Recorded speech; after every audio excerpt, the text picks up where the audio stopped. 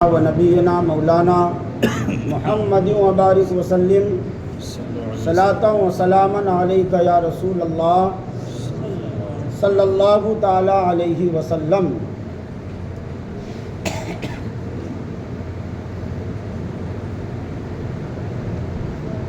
کل آپ حضرات نے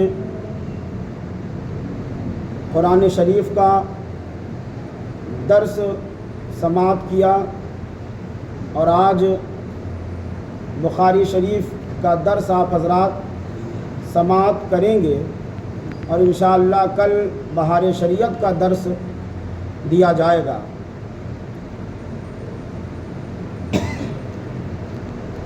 اعوذ باللہ من الشیطان الرجیم، بسم اللہ الرحمن الرحیم۔ وبشر المؤمنین بان لهم من اللہ فضلا کبیرا، اور ایمان والوں کو خوشخبری دو کہ ان کے لیے بڑا فضل ہے۔ یہ قرآن پاک کی آیت ہے۔ اس آیت کریمہ کے ضمن میں یہ حدیث شریف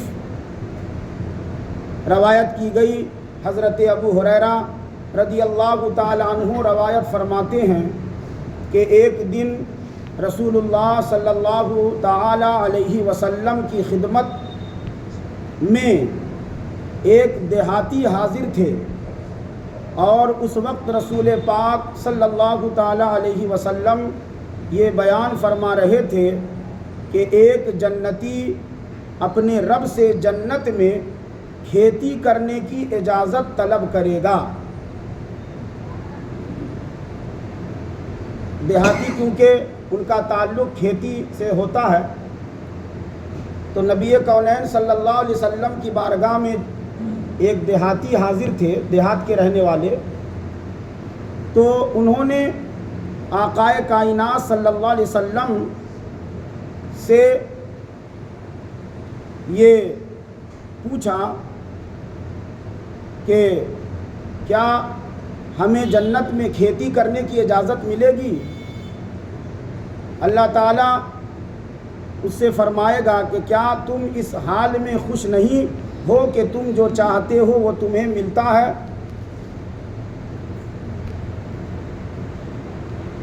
بندہ عرض کرے گا کیوں نہیں، مگر پھر بھی میں کھیتی کرنا چاہتا ہوں۔ اب وہ اپنی خواہش کے مطابق بیج بوئے گا، پلک جھپکنے میں وہ اگ بھی گیا اور تیار بھی ہو گیا اور کاٹ بھی لیا گیا۔ اس کھیت کی پیداوار پہاڑوں کے برابر ہوگی۔ اب اللہ تعالیٰ اس سے فرمائے گا کہ اسے لے لے، تیرا پیٹ کوئی چیز نہیں بھر سکتی۔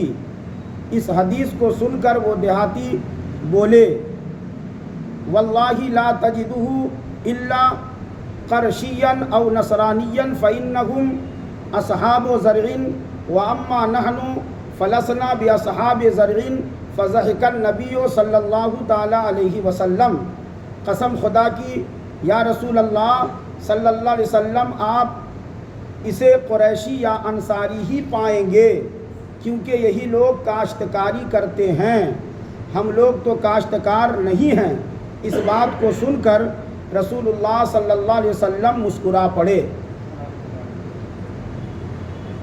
یعنی اس حدیث شریف کا خلاصہ یہ ہے کہ اللہ تعالیٰ جب نیک لوگوں کو جنت میں داخل فرما دے گا تو جنت میں کیونکہ ہر چیز کی وہاں فراوانی ہوگی، اور بندہ جو کچھ جائز خواہش کرے گا اللہ تعالیٰ اس کی خواہش کو جنت میں پوری فرمائے گا۔ تو اسی طرح سے ایک جنتی جو ہے وہ کھیتی کرنے کی اللہ سے اجازت طلب کرے گا، تو پھر اللہ کی اجازت سے وہ بیج بوئے گا، اور بیج جب بوئے گا تو فوراً جو ہے وہ پودا بن کر کے اگے گا، ہے نا۔ یعنی دنیا میں جب کھیتی ہوتی ہے تو بیج بونے کے بعد کئی دن، کئی مہینے، کئی ہفتے کے بعد جو ہے وہ پودا نکلتا ہے، پھر پکتا ہے، پھر اس سے اناج الگ ہوتا ہے نا۔ مگر جنت میں فوراً یہ سب کام ہو جائے گا، ترنت پودا بھی اگ جائے گا، پھل بھی لگے گا اس میں، اور اس کو کاٹ بھی لیا جائے گا، ہے نا۔ تو جب یہ حدیث شریف اللہ کے نبی بیان فرما رہے تھے تو بہت سارے صحابہ وہاں بیٹھے تھے، ان لوگوں نے کہا کہ یا رسول اللہ صلی اللہ علیہ وسلم اس طرح کی خواہش جو ہے جنت میں یا تو قریشی کریں گے یا پھر انصاری کریں گے، کیونکہ انہی لوگ کا تعلق جو ہے کھیتی باڑی سے زیادہ ہے۔ تو اس بات پر اللہ کے رسول مسکرا پڑے، ہے نا۔ حضرت انس بن مالک رضی اللہ تعالیٰ عنہ سے روایت ہے کہ رسول اللہ صلی اللہ علیہ وسلم نے فرمایا کہ مسلمان جو بھی درخت لگاتا ہے یا کھیتی کرتا ہے اس میں چڑیا یا انسان یا چوپایا جو کھاتا ہے یہ اس کے لیے صدقہ ہے، یہ اس کے لیے کیا ہے؟ صدقہ ہے۔ پتہ چلا کہ جو لوگ درخت لگاتے ہیں، کھیتیاں کرتے ہیں، تو ان کی کھیتی کو اگر چڑیا نے کھا لیا، ہے نا، یا کسی جانور نے کھا لیا تو اللہ کے نبی فرماتے ہیں کہ یہ ان کے لیے کیا ہے؟ یہ صدقہ ہے، یعنی اس کا ثواب انہیں ملے گا، اجر ملے گا، ہے نا۔ حضرت ابو سعید خدری رضی اللہ تعالیٰ عنہ سے روایت ہے کہ رسول اللہ صلی اللہ علیہ وسلم نے فرمایا بے شک اللہ تعالیٰ جنتیوں سے فرمائے گا اے اہل جنت، وہ عرض کریں گے حاضر ہیں ہم اے پروردگار، ہم سب حاضر ہیں۔ اللہ تعالیٰ فرمائے گا کیا تم لوگ راضی ہو گئے؟ وہ عرض کریں گے ہم کیوں نہیں راضی ہوں گے، بے شک تو نے ہم کو وہ دیا ہے جو اپنی مخلوق میں سے کسی کو نہیں دیا ہے۔ اللہ تعالیٰ فرمائے گا کہ اب میں تم کو اس سے بھی بہتر دوں گا۔ وہ عرض کریں گے اے پروردگار اس سے افضل اور کیا ہے، اس سے افضل اور کیا ہے؟ یعنی جنت میں تو نے ہم لوگوں کو داخل کر دیا، جنت کی ساری نعمتوں سے ہم فائدہ حاصل کر رہے ہیں، تو جنتی کہیں گے کہ اب اس سے افضل کیا ہے؟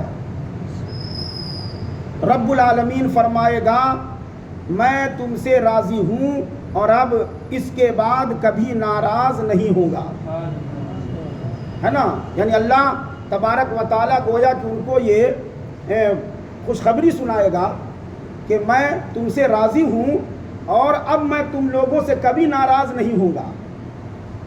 یہ کتنی بڑی خوشخبری ہے ایک مومن کے لیے، ایک جنتی کے لیے، کہ اللہ تعالیٰ راضی بھی ہے اور اللہ پھر فرما رہا ہے کہ میں تم سے کبھی ناراض نہیں ہوں گا، ہے نا۔ انسان جو کچھ نیکی کرتا ہے، عبادت کرتا ہے، نماز پڑھتا ہے، سجدہ کرتا ہے، وہ سب اللہ کو راضی کرنے کے لیے، ہے نا۔ ہم اللہ کو راضی کرنے کے لیے ہی تو مسجد میں آتے ہیں، نماز پڑھتے ہیں، نیکیاں کرتے ہیں، قرآن پڑھتے ہیں، ہے نا۔ تو جب اللہ ہم سے راضی ہو جائے تو اس سے بڑھ کر کے ہمارے لیے کون سی بڑی بات ہوگی، ہے نا۔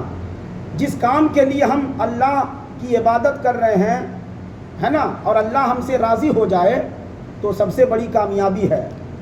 بات سمجھ میں آ رہی ہے؟ اس لیے ہمارا کام ہے اللہ کو راضی کرنے کے لیے کوشش کرنا، اور جو عمل اللہ کو راضی کرنے والے ہیں اس عمل کو کرتے رہنا، اس عمل کو کرتے رہنا۔ نماز یہ اللہ کو راضی کرنے والا عمل ہے، نماز پڑھتے رہیے، ہے نا۔ رمضان شریف کا روزہ اللہ کو راضی کرنے والا عمل ہے، یہ رکھتے رہیے۔ صاحب نصاب جو ہیں زکوٰۃ دیں، اللہ کو راضی کرنے والا عمل ہے۔ صاحب استطاعت ہیں وہ حج کریں، اللہ کو راضی کرنے والا عمل ہے۔ غریبوں کی مدد، بھوکوں کو کھانا کھلانا، ہے نا، مسلمان کے ساتھ اچھا سلوک رکھنا، ہے نا، سلام کرنا، ایک دوسرے کی خیریت پوچھنا، محبت کے ساتھ پیش آنا، اپنی زبان کو اچھا بنا لینا، ہے نا، کسی کے ساتھ جھگڑا نہیں کرنا، اونچی آواز میں بات نہیں کرنا، یہ ساری چیزیں جو ہیں یہ اللہ کو راضی کرنے والی ہیں۔ تو ان چیزوں کو ہم اپنا لیں تو انشاءاللہ ہم سے اللہ راضی ہو جائے گا، ہے نا۔